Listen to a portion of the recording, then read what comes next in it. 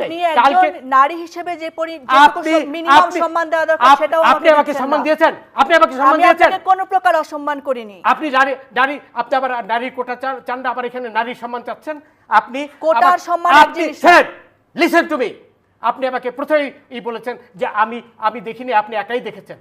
এর চেয়ে বড় অসম্মান কি হতে পারে? অবশ্যই বলেছেন, আপনি আকার ইঙ্গিতে বলার চেষ্টা করেছেন।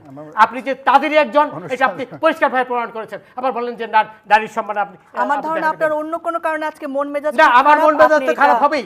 রাজাকাররা যখন 32 কিন্তু নম্বর সেটার ক্ষোভ এসে আক্রমণ করে, আমার উপর ফেলতে পারেন না।